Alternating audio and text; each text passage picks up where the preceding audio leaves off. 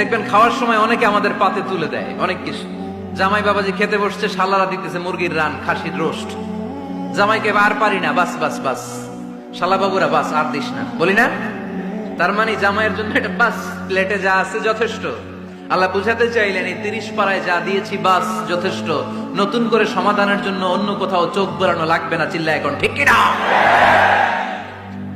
সমাধান দিয়েছে আল্লাহ এই কোরআনে, সমাধান আর শামিল, অল এনকম্পাসিং সোশ্যাল সিস্টেম সব দিয়েছে, কিছু বাকি রাখে নাই।